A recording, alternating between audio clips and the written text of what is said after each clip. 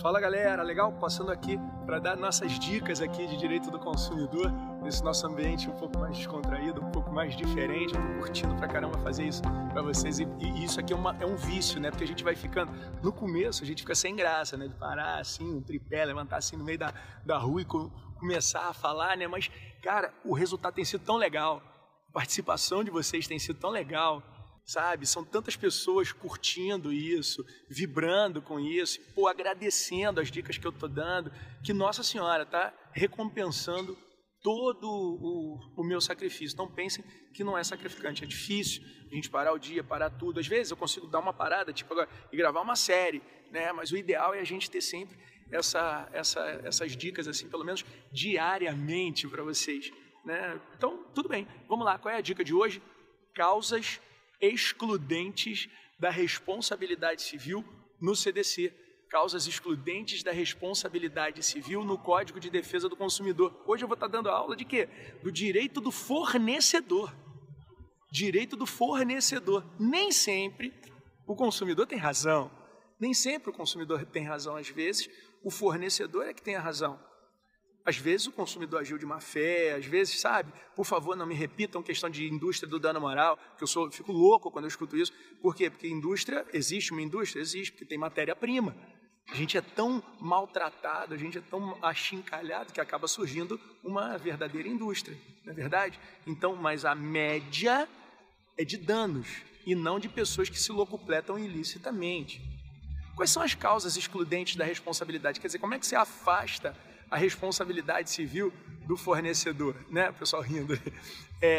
Como é que você afasta a responsabilidade civil do fornecedor? São três hipóteses. Quando o fornecedor comprovar que o defeito não existe, quando o fornecedor comprovar culpa exclusiva do consumidor ou de terceiro, ou quando o fornecedor comprovar que não colocou o produto no mercado. Qual é a primeira dica que eu vou dar? Note, vem surgindo aí a chamada inversão ope legis, por força da lei. Vocês notaram que o fornecedor ele só se isenta quando ele faz a prova? Então, dica para você que vai advogar contra fornecedores. Você já sabe que está invertido o ônus da prova por força da lei. Dica para você que vai se defender. Você fique sabendo, ninguém vai poder dizer que não vai cumprir a lei ao argumento de que não a conhece, que está explícito isso aí, no artigo 12, parágrafo 3º e no artigo 14, parágrafo 3º. Fornecedor, a prova é sua. Então fique esperto com isso. Primeiro que a culpa é exclusiva do consumidor, aí a própria torpeza do consumidor. Foi o consumidor que se comportou de uma forma a causar um prejuízo a ele mesmo.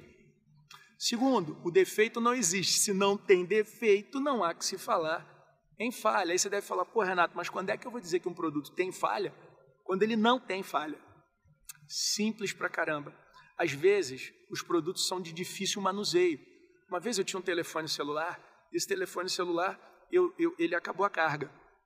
E aí eu botei para ele carregar. E aí botei ele para carregar e ele não voltava a ligar. Tinha acontecido uma coisa que se chama resetar a máquina. A máquina resetou. E eu levei na assistência técnica. Quando eu levei na assistência técnica, eu fiquei com uma cara de palhaço, porque o cara apertou um botão e a maçãzinha voltou, né? E aí eu falei assim, porra, imagina que eu tivesse entrado com uma ação contra esse fornecedor dizendo que tinha vício. Ele ia falar, não teve defeito. Uma outra hipótese também, que isso acontece, o pessoal compra kit de gás e coloca no carro. Você colocou lá o kit de gás, só que você botou um cilindro na mala que acaba forçando a suspensão do seu veículo. Aí você leva lá, porque depois teve o problema na suspensão, e o fornecedor, cara, não foi falha minha, o defeito não existe. Ele pode até dizer que foi culpa exclusiva de terceiro, vai se entender com a empresa que você contratou para colocar o kit de gás e não te avisou.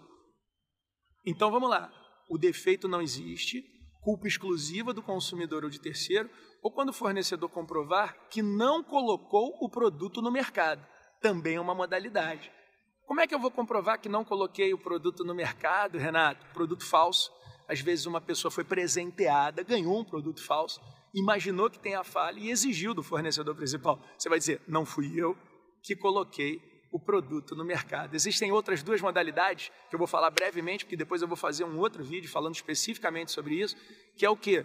Caso fortuito e força maior, beleza? Grande abraço e até a próxima.